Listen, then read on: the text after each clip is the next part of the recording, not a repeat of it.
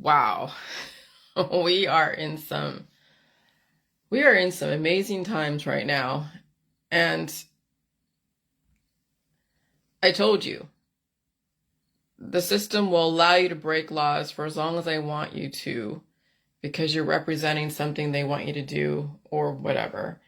And then when the time is right, they will hold you accountable. The system will hold you accountable. Whether it's exposing what you've done that was illegal, that would have ruined your career 20 years ago, or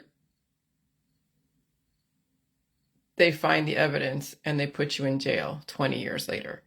I mean, what's the statute of limitations? It's whatever the system deems is appropriate if they have enough evidence. And I've been watching on the news all the different things, Epstein and Bill Cosby and some politicians and whatever. Okay. So you're just watching that on the news.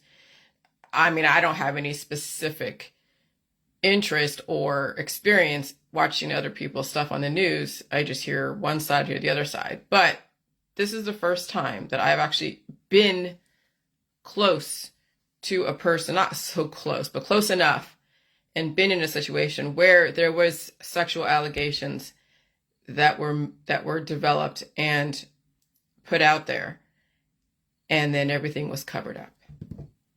Everything was covered up. People were, dismissed that knew about it or heard about it or even talked about it. No one does anything. The person gets promoted. They're revered. He thinks, she thinks, people that are around him, that they're home free. And then 17 years later, the news story comes out. Who am I talking about? Well, I'll just say this. I used to work for Sacramento High School. I used to work for St. Hope. And I worked closely with KJ because I was in the data accountability office working with a PhD person who was the director, and I was her assistant. And yeah, and there's so much going on during that time. And I had to, that's where I learned a lot of the data, inputting data, developing reports, building spreadsheets, all that stuff. So really the real technical detail type of stuff, not developing formulas, but using formulas to figure out stuff and building spreadsheets and reports for the accountability for the state of California, because it's just taking stuff from Power School, and which is all the demographics of every single student, all their test scores, and then putting in a spreadsheet and then submitting that to the Department of Education so they can figure out if that school deserves more funding. It's a charter school. And Kevin Johnson was the CEO. Of course, he's a Phoenix Suns basketball player, had allegations over there in Arizona. Comes over here, opens up a charter school, not here, but over there in California, Oak Park, an economically depressed area. Everyone reveres him because he's a basketball player. He's giving kids who are in the inner city a chance to compete, to go to college. That was his claim to fame. And so Sac High was definitely, a mover and shake. Well, it was the place to go if you were an inner city kid, because you'd have a chance to compete with people you wouldn't ordinarily have a chance to compete with. And I had a chance to learn so much stuff. And working under a PhD person in the department who is in education and all that, that was pretty awesome. But, oh my God, when those allegations came out, and it was allegedly, he was somehow, I guess, groping a girl during some kind of sleepover type of thing. And so, hello people. So, yeah, I mean, I don't know how far they're going to take that, those allegations, but the fact that they printed it in the paper, in the article, was like, okay. So I'm not going to talk to anyone that I don't know. So hello, Hassan, but that's all I'm going to let you say. I'm not going to block you, but anyways, I want to just read that article because it's just bringing back some memories of working for that, because I was giving him reports and I knew he tried to flirt with me, and there was no way I was going there. fuck no. But I'm going to read this just because. 17 years later. Allegations that Kevin Johnson sexually abused several girls may have derailed his political career, but his rebrand as a restaurant mogul is chugging along.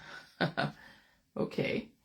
Oakland's business and political elite were on hand Wednesday to cheer on the announcements of a new Johnson restaurant at 306 24th Street near Lake Merritt. Okay. The former NBA player and Sacramento mayor has opened 3 locations of Fixin's, a soul food restaurant in Los Angeles, Sacramento, and Tulsa, Oklahoma. Oakland Mayor Sheng Tao was among those there to boost Johnson's newest venture on Wednesday. You see how people just shove those things aside and just, oh my God. It's amazing that you're saying I'm boosting Kevin, Tao told SFGate. I think Kevin is boosting Oakland. At Wednesday's event, SFGate asked Tao about the extensive allegations of sexual abuse against Johnson. She did not answer the question, instead insisting the future restaurant would be a great space for young people. Ironic, isn't it? You know what? I'm here to celebrate the establishment of Fixin', she added. I'm here to really invest in the city of Oakland, and this is going to be a beautiful place or space for the community. This is going to be a great space for investing in local jobs for young people, for people who believe that being in the restaurant business is where they want to be at. And not just that, but you can see the local businesses here are supporting Fixins. So it's never about one person, it's always about the community, and I will always support people and things investing in the city of Oakland and in my community to make it better and safer. Okay. The Oakland brass seemed eager to support Johnson's restaurant despite the 2 decades of sexual abuse allegations that followed the former mayor. In 1996, when Johnson was playing for the Phoenix Suns, Mandy Koba accused Johnson of sexually abusing her when she was 15. SFGate does not typically identify victims of alleged sexual assault unless they choose to come forward publicly. Koba has been public about her account for years. Okay? Johnson reached a 6-figure settlement with Koba. Deadspin reported in 2015. Later that year, the website published videos of a police interview where Koba describes Johnson's allegation of abuse in graphic detail. The next year, HBO aired interviews with 2 former students from St. Hope. That's where I fucking worked, St. Hope. Johnson Sacramento Charter School, who said Johnson groped them when they were 18. Johnson has denied those accounts. In 2016, he called Koba's account unfortunate and not true. Well, of course, right? It's not like you're going to record it.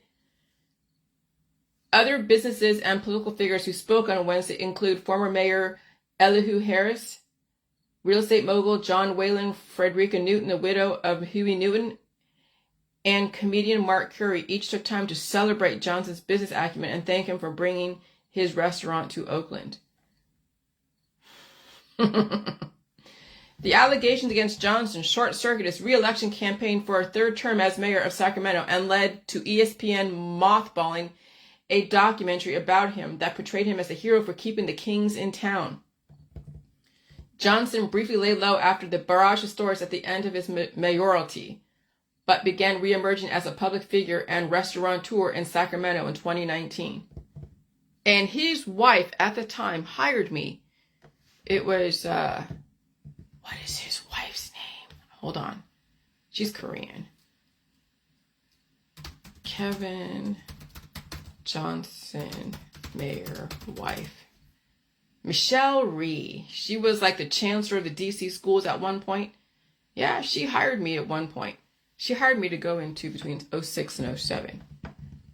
So his wife, who wasn't his wife at the time, they got married later, was the one that hired me into the school. Wow, wow, wow. Tao was elected mayor of Oakland last November and described Johnson as a true mentor whom she only came to know recently. Fixin's is a soul food restaurant that celebrates African American cultures and traditions, according to a press release. Johnson said Wednesday that the Target opening is next May. See, people sell their soul because of whatever. So it's crazy. Okay, so there's that story. Now, we're going to look at how sexuality has fucked people up. Turned them so predatory. Oh my God. predatory. Okay? So ironic, or is it not, or is it coincidental that, of course, a lot of the Black culture has songs that revere sexuality, pleasing a man, calling chicks pimps and hoes, and treating women like prostitutes, and violence against women, and not just, the music in the Black culture, but also in the white culture. Okay? So many different cultures have glorified the sexual abuse and glorified diminishing women down to a certain level for them to be easily controlled. And then sex used as a weapon, family used as a weapon. It's crazy. So yesterday I felt compelled to make a Facebook reel about that we need to flip the script. We need to literally flip the script. Let's flip the script. It's not a woman's responsibility to make sure their woman is satisfied. And I said man, but I'm going to put woman and man. It's a woman's responsibility to control their urges and emotions so they can keep their life force. Break the spell in the programming. It will be hard, literally and figuratively. But the lyrics from Salt and Pepper,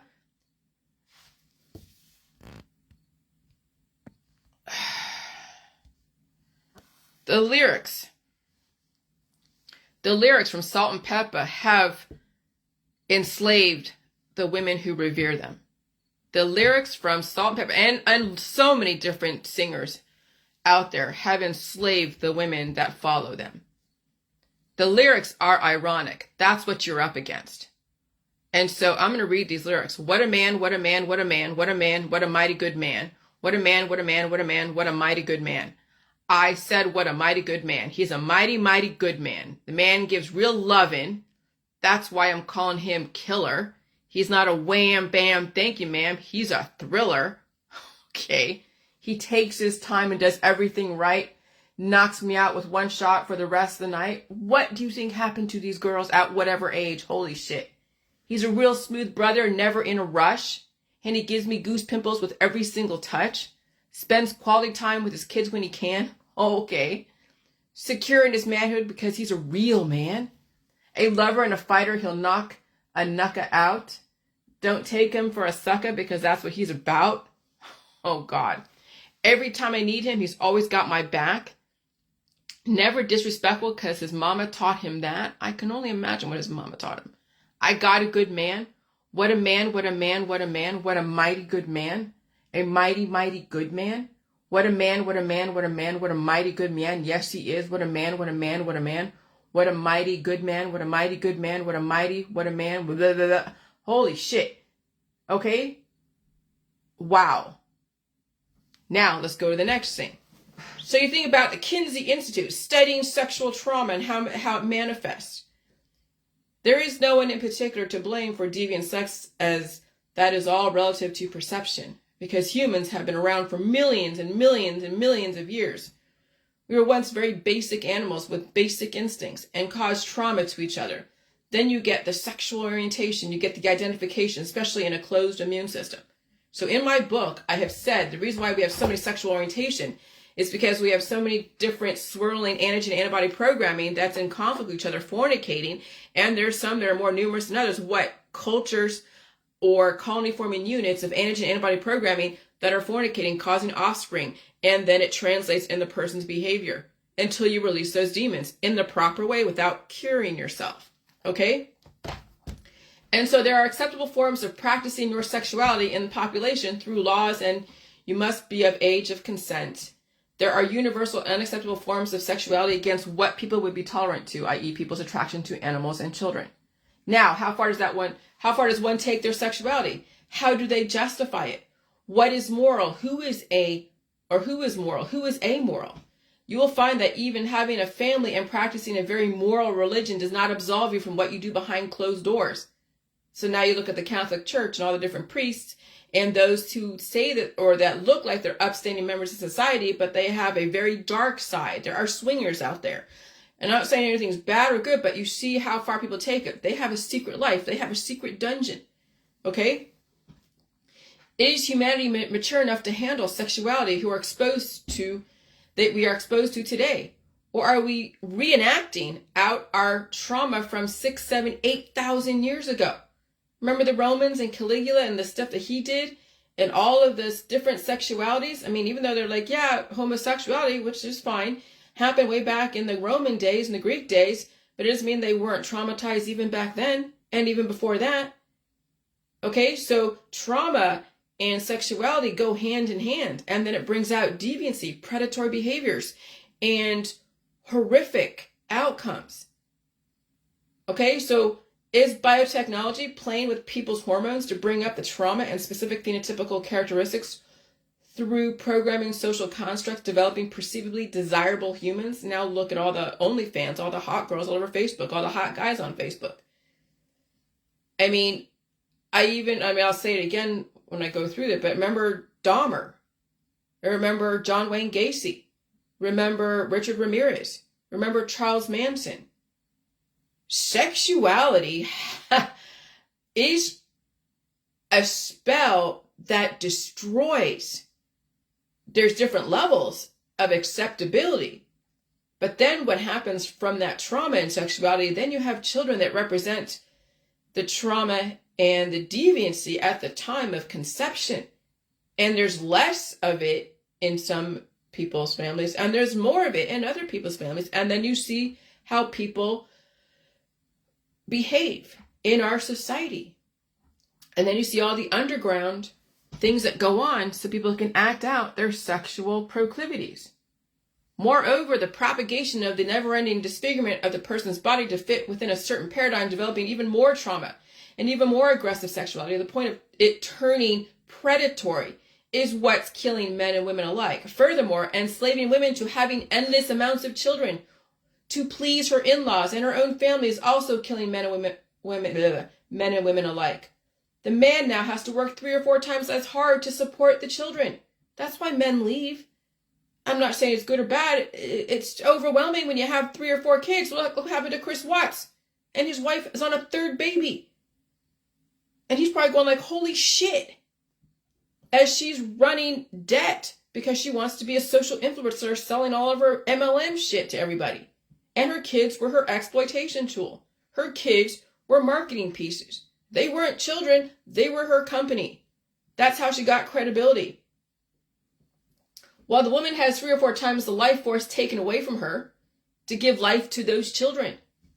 Do the math. Humans are exhausted. They are tired of being farmed out to their friends and family and society. Women who are stuck will never ever say they are stuck. They will tell you they will tell everyone they are so happy. I mean, what else are they going to say?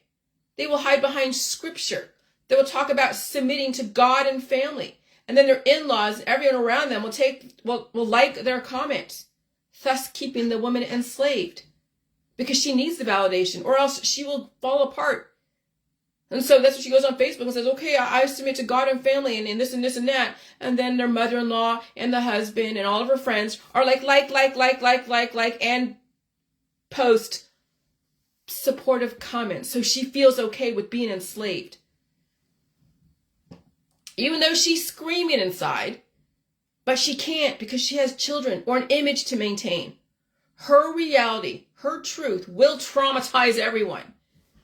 Men have disengaged because they're either outside the household feeding the family or they're drinking mass amounts of alcohol to cope with their situation or getting lost in religion or a validation, submitting to God and family. Many women will never admit how unhappy they are. They're under the influence until they can't take it anymore because they are ashamed they have no power. Imagine how many people divorce all the time with kids. Why is that? Because kids don't bring you together. Kids will drive you apart unless you have something else to keep you together during that time. And then when the kids leave home, then what is it? We're not back in the 1950s where it looks like everyone stays together forever in the same company, the same family, and they all die together and everyone's fucking happy. No. Nowadays, with the way things are and the stress of kids with special needs, the stress of the economy, the stress of the changes, people don't last long together, if they even get to that point. They will never admit they have no power because that would require them to change and face who they are and what they're teaching their own children and daughters. And so they keep the trauma going because it's acceptable. And then they are desperate for the validation from everyone around them, even their own mother. That's why there's a 50% divorce rate, especially with those who have children. I said right, but it's right. That's okay. Children might bring people together, developing a wedge. Now you see why women are trapped. And they will never admit it unless it's anonymous. So the Kinsey Institute was doing so much research back in the 1950s, 60s, 40s. And they were studying sexuality, studying the propensity and the, of homosexuality and even heterosexuality. Okay, they brought in men and talk about stuff, and they were anonymous and they're under different control groups. And so when I studied anthropology of homosexuality in San Francisco, in City College of San Francisco, it was learning about homosexuality in the bonobos, and then certain rites of passage in the Sulawesi, and what they did to bring people of age and or the coming of age for 13-year-olds, doing things to men and all that stuff. And I wrote a paper about sexuality, and I was using the hetero as a model because that's what you see. It's the positive, negative. It's the masculine and the feminine. And so I wrote according to that, and a lady who happened to be a lesbian at the time didn't like my paper. She wrote to the dean of City College and said, Jillian, it sounds like she's a hater or discriminatory and I was only I was talking to my mother about that, and she kind of gave me a clue that, yeah, what else are you going to model your relationship? If you are homosexual, the hetero world of the positive, negative, masculine, feminine is going to be your model. What other model do you have? And she didn't like my paper. When I read it, not that it was really hers to like, but she felt that I was intolerant. Okay? And so that's the Kinsey Institute. And that's then gets translated into the population to teach people about sexuality. And then you have the sexual revolution in San Francisco. Now we're in the sexual de-evolution. Now we're in the sexual revolution 2.0. And I'm fucking starting it.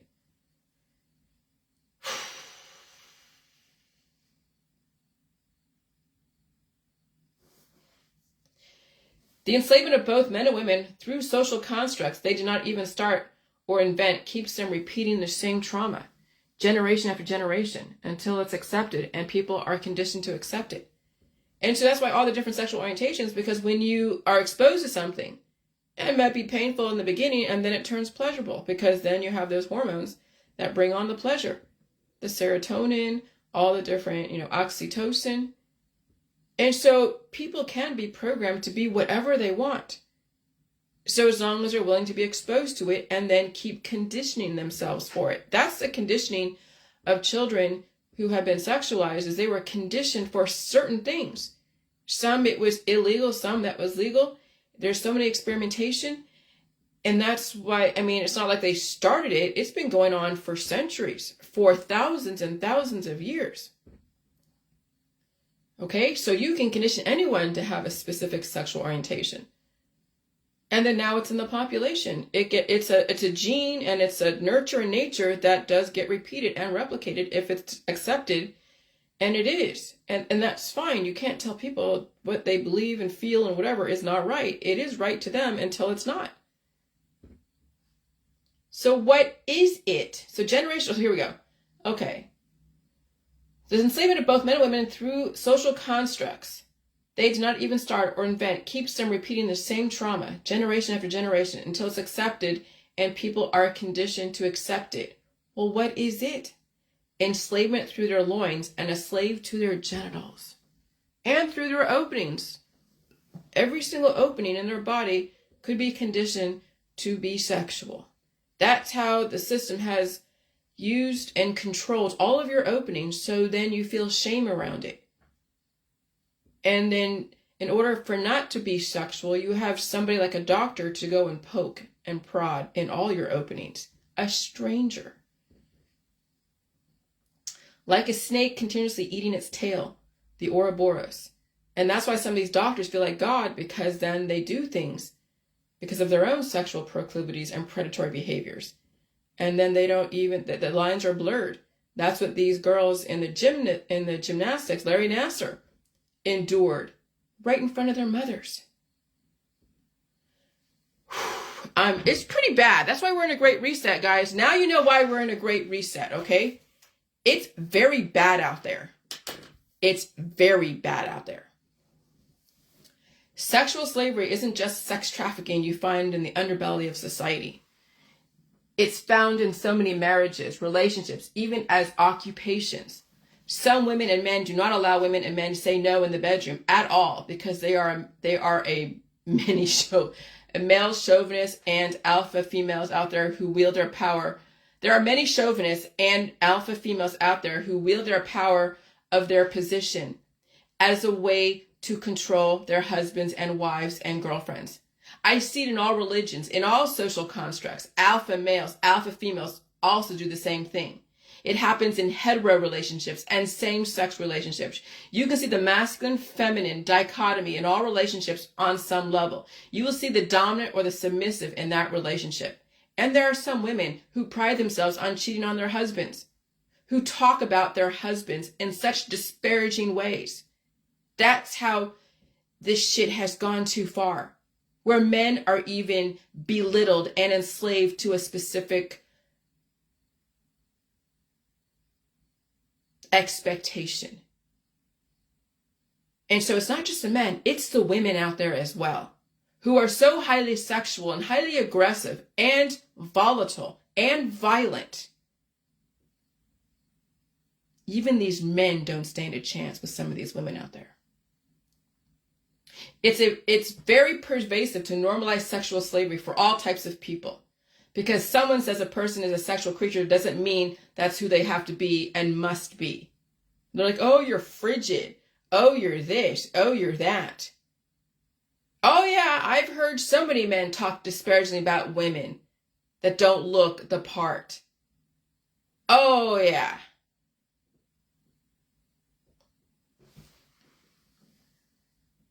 It is very pervasive to normalize sexual slavery for all types of people. Because someone says a person is a sexual creature doesn't mean that's who they have to be or must be. It just means they were programmed to be at a very early age. Circumcision is one. The movies, the TV shows, the books, the visual images, and the schoolyard and friends and family is another. As far as programming people to be predatory and always take on either the predator or the victim persona. But then it's the mother who sexualizes her daughter and pimps her out.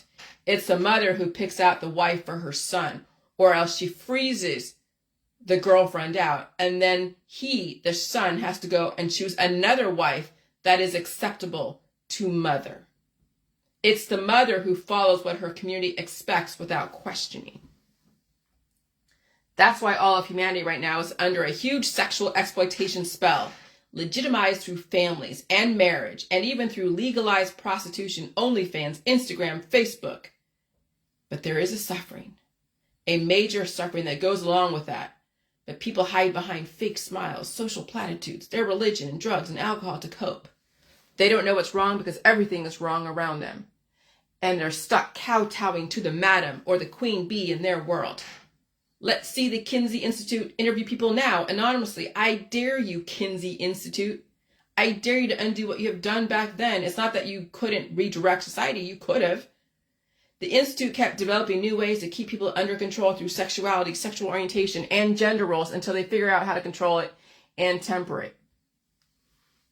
All right? So people who are disfiguring themselves because they want to take off extremities and they want to add extremities. They're using machines on themselves. It's crazy. I found a way to temper all of that. It didn't matter if you're gay, straight, whatever, or you like a tree. I found a way to temper the rage and the drive of your hormones, releasing the nanotechnology, controlling everything. And I'm not talking about detoxing. What is toxic to another person is not toxic to another person, okay? That's all relative. The antigen antibody program is all relative to how it was programmed and what it's programmed to do and why. The 1960s was full of turbulent contradictions. While on one hand, freeing women from home only to serve another man called Hugh Hefner, Larry Flint. In my opinion, well-being is not predicated on getting your sexual needs met in order to fulfill your purpose in life, like the Kinsey Institute professes. The Kinsey Institute may be exploring the lack of well-being is predicated on how enslaved you are to your hormones to the point of being predatory. Now remember, Charles Manson, Dahmer, Richard Ramirez, John Wayne Gacy, they came out of the turbulent 60s and 50s, all that human experimentation, and then the war on top of that, and the drugs, and the alcohol. Well-being could also be predicated on how you are in control of your hormones without doing damage to yourself or taking drugs to enhance or lessen the desires. To prescribe people drugs so they can go have sex is going against nature. To cause a girl who's 19 years old to be fertile when she otherwise wasn't is going against nature. Somebody told me that they didn't have a period till they were 19. The reason why they had a period is because she went to the doctor and they gave her hormones and triggered fertility. They triggered her to be basically a baby maker at some point, a science experiment. To say that menopause and infertility means you are less than a woman and should die someday, that's the enslavement of women. That's the fucking enslavement of women. To mischaracterize the symptoms of menopause and give her hormones and other operations to control the symptoms is a self-fulfilling prophecy. The fact she has symptoms means her body is trying to come back from being forced into fertility at a young age, and the system systematically takes her down with all the drugs and operations because they told her only one version of why her body has been changing the way it has been changing. When women deal with her body coming back from fertility, the deadliness of fertility, she deserves to be on some kind of stipend to deal with becoming whole again. She deserves rest, early retirement. She has served her country. But right now, she doesn't even know it yet. To her, this is what life is, and that she must die someday. That's what we have done to our girls and boys. That's what society and humanity has done to themselves. Okay, so just because you don't see people toiling in the cotton fields, getting whipped like back in the 1860s, slavery can look like something completely different and socially acceptable.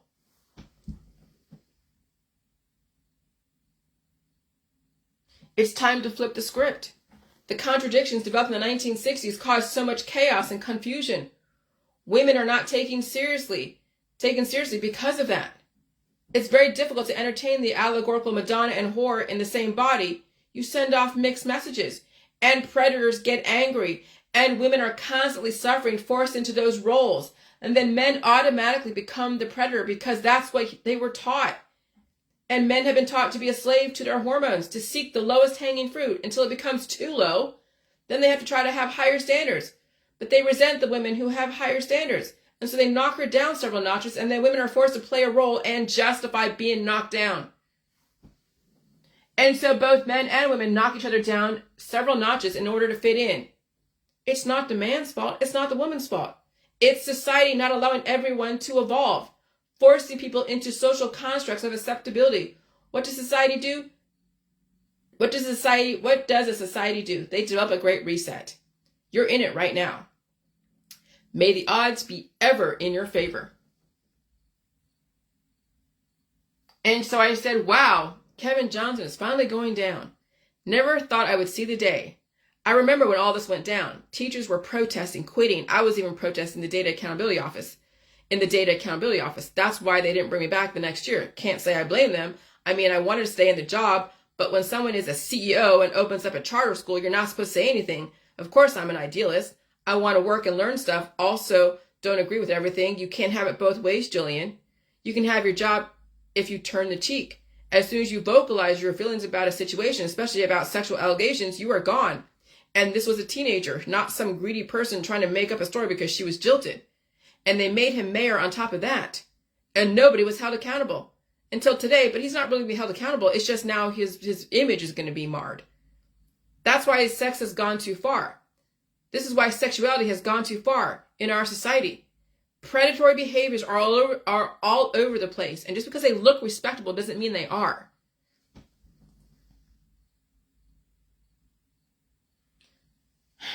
And so I said, why do I say people are unhappy? Imagine if you didn't have the cures, the pursuit of endless pleasure to make up for the displeasure, all the different hormones, uptakes in people's places and things. What does I mean by that? When you're having so many animals, so many children, so many boyfriends, so many girlfriends, all of your followers, right? Those are feedback loops of pleasure and feeling like you're getting social validation. And people feed off of that shit because that's all they can do. They're so fucking unhappy. They feed off of other people's energy and wanting all the validation. Imagine if you didn't have all the distractions, all the entertainment. Could people handle it? In this society right now, people are unhappy. They are in fear. They are under the influence. They rely so much on somebody else to keep them stable in body, mind, and spirit. What's the pathway to happiness? In my opinion, not pursuing happiness. I mean, I wouldn't even say satisfied. What is the ultimate way to be? We don't know. We are discovering. But right now we have people stunting people's evolution, stunting people's growth and development and maturity, stunting people's ability to learn in all the five senses in body, mind, and spirit has caused such an unhappiness. People will do anything to cling on to whatever happiness they have and also try to find it somewhere else because what they have is not enough. It will never be enough until they have exhausted every resource in their environment. That's right now the human condition of ultimate consumerism. Supersize it, always upgrading. That was the 80s, 90s, and 2000s. And some people have not kicked that habit. The American dream is life, liberty, and the pursuit of happiness at all costs by any means necessary. How far have we taken the American dream? At the expense of what and who? Okay? And so that's why we're in a great reset. That's why there's a reconfiguration of America and the West. Because people are cannibalizing every single resource in their environment in order to keep up with the Joneses. Because right now they are in such hunger that they are consuming everything around them. They're consuming their friends or family. So much food that doesn't even process correctly. And it's just waste that doesn't do anything for anyone except someone has to go and process that waste and disperse the elements and proteins. That's why we're in a great reset. That's why they are pushing everyone into human habitation zones. That's why there's going to be 15-minute cities to control people's consumption. Okay? So if you're protesting the 15-minute cities and the 20-minute countries and all the shit, go look at your fucking society. Go look in the ghetto. Go look in the poverty area. Go look at your friends who are collecting so many fucking baubles, collecting children, collecting animals, collecting shit they don't fucking need that's going to end up in the basement anyways at some point. On drugs, on alcohol, under the influence, so unhappy, hurting other people. Is that really the society you want to live in? Is having to protect yourself from that and where nothing is enough? You got to have more. Nothing is enough. Check yourself.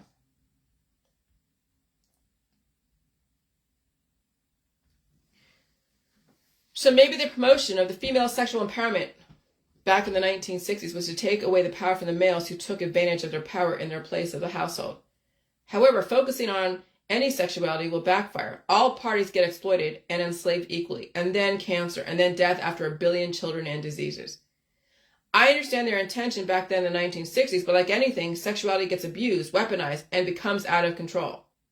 Now look at your Facebook full of traumatized children who are traumatizing their own children. And sometimes it can't be helped because growing up is traumatizing and it's a suffering.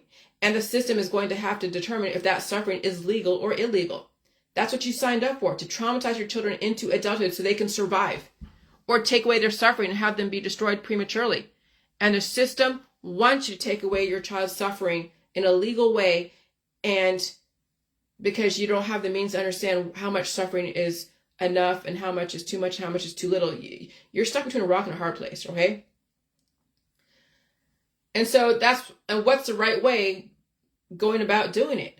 Now look at yourself, mother and father. Look at the trauma you have been through and why and why you're under the influence of religion, drugs, alcohol, and sex. Suffering. That's what I see in the future for everybody. You're damned if you do, and you're damned if you don't. So save yourself. Suffering, a lot of suffering will be inevitable. Will you survive it? Will your children survive it? The system has all the parents between a rock and a hard place. No matter what happens, you did your best. Save yourself. You might not be able to save everybody else, and you might not be able to save your kids, but you can save yourself. Okay? And so, with all of this sexuality, I've tempered my desires. I know what my husband was raised with as far as even his community, the culture, the movies he had access to, the people around him, all the different girlfriends out there, and just the culture, the belief systems. So I understand where he came from. And he said things that he just didn't know. It was just like, okay, that's a little bit misogynistic. But then he's also taken it back and been like, oh, I didn't mean it like that. I'm sorry. Okay, so he even understands that what he was raised with wasn't necessarily really the only way to be, that there's other ways to be. And so I think even he kind of gets it. He's not a complete asshole. There are complete assholes out there that are like, yeah, I'm a chauvinist and women have a place and they're this and they're that and they can't move from that place. But that's not my husband. I play a part just because it works financially for us and that we both earn our living and keep. But when it comes to the bedroom, it's now finally a little bit, it's tempered a lot. And it's good for him because he can keep his life force, because I don't want to suck the life out of him, literally. And he doesn't have to keep damaging me. I have time to recover in between whatever. Oh my God, that sounds horrible. Yeah. In the J world, when you finally are able to repair the damage from sexuality and other types of trauma, when you go and induce more trauma on the body, it's painful. But it's not like you can't handle it. But it is painful. And the reason why is because your body's now pushing out the damage and rebuilding again every single time. Imagine somebody continuously not allowing their body to repair itself, and they keep damaging it over and over again through state-sanctioned means. That's why there's cancer and suffering and pain and drugs and alcohol and a bunch of children on top of that, on top of all that trauma. Okay, so yes, 9/11 sucks, regardless of how you look at it. Now you have to pay attention to the weather today. Natural disasters, fires, flood, fissures, and FEMA, because they're cleaning up the planet. They are cleaning up the planet. And you have a chance to save yourself. Cling on to that branch if you're in a flood. Hopefully that branch can save you. And you can survive that flood, that flash flood, fast-moving water, tornadoes. Holy shit. Go look at your Facebook reels on what people are dealing with. It's insane. Now, look at all the different testing as far as in the holistic world and the allopathic world. All tests are relative to a very intended outcome. Okay? It's not like the tests are fixed to make you think that you need this. No. Developing biological tests to justify the marketable solution is why you think everything out there is poison, or why you think you need to overdo one of many things. So when you take a test, because you're testing your vitamin D levels, right? And it's a legitimate test. It figures out how to figure out how much vitamin D you have in your body, if you're deficient or over efficient, whatever. And it comes up a certain, average or a certain number that is above average or below average or somewhere in the middle.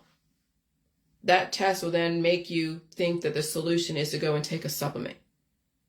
See, the whole antigen antibody programming will cause deficiencies in you or cause overabundance relative to what hormones are being turned on and off. And then, of course, what kind of foods that you have some kind of allergic reaction to that cause your body to go into some kind of anaphylactic response because it is a nutrition that you're missing and the body's trying to push out damage, but you've mischaracterized the symptoms. Okay, and so testing is all based on the intention, the solution they want you to buy into. Who is they? The system. When you have antigen antibody programming causing deficiencies or overabundance, you will buy a pill or supplement or surgery in order to manage the balance or disease. That's how they got you. That's why you're suffering. And so, the whole thing with 9/11, 9/11, people say that it was inside job, whatever. At this point, it doesn't even matter. Save yourself. That was 20-something years ago. Now you're being told by Biden in that one Facebook reel, hello, they're telling you, okay, they're telling you they're going to take all resources and make the weather a bit more aggressive. Now you got to move from the coast. Now you got to watch the weather. Be accountable for your safety of your friends, your family. Well, for you and your family, not your friends. They'll deal with it themselves.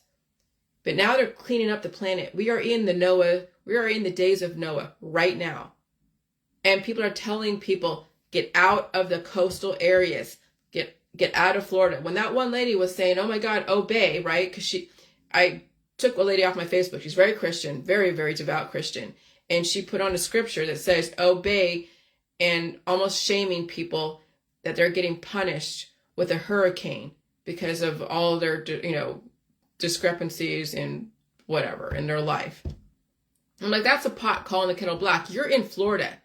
There are indicators telling you that Florida is going to be washed away, like Noah was telling people, the floods are coming, go build an ark, get up to higher grounds, go over here, go there, or whatever. And she's telling people, you are now being shamed for being a bad person. And she's sitting on the freaking tip of Florida. Okay? What kind of room does she have to talk? She's being warned, get out of Florida. It's going to be underwater at some point. Who the fuck do you have to talk and say, go obey him or whatever? Why don't you go obey? Oh, never mind. Okay, so the system is telling you they are washing away all the things that they have developed in our society. We are in the days of Noah. And I had to bring up sexuality because that is the gateway drug into predatory behavior. So now that my sexuality is tempered, like completely tempered, and I have the pain of remembering what it's like for the first time, and I'm fine with that. I'm in a marriage. I'm not going to not have sex. I'm in a marriage. I'm fine with the pain, and I'm fine with all of that. And, it's a quid pro quo. We all, what is it? When we're committed to something or somebody, and we know that this is part of a marriage and it's not deadly, I'm not going to I'm not going to die from having sex, but I'll remember the pain and I will feed my body and repair whatever damage. But I'll remember the pain for all of you. So you remember what it's going to be like for your daughter and son when they're out there trying to figure out their way in the world. And I'll remind you the pain of what it's like the first time. I'll remind you of the pain of what it's like the first time and all the shit around it. And then the predatory behaviors and the enslavement of women and men. And maybe you might think twice pushing your kids into a relationship. You think twice pushing your kids into marriage, pushing your kids into being sexually free, pushing your kids into some crazy religion that is so dogmatic and so puritanical that they want to go and hurt themselves. I want to be the one to remind you all of this because I have repaired my body to where now it's like being a secondary virgin. And I'm fine with it because it's what fuels me to then write about this stuff and remind you guys where you came from, what you have forgotten because of being under the influence of conditioning. And I'm fine with being that person. We all have a role in our life, and I'm safer than not. My husband is a good man, and I know what he was raised with. But I'm going to remind you guys what it is, the terror of the first time. Oh my God. And then what these girls are enduring as they are enslaved in a family that is forcing them, when you think about it, forcing them through psychological operations to have a bunch of children for the grandma. We're in some crazy times. All right. Talk to you later. Bye.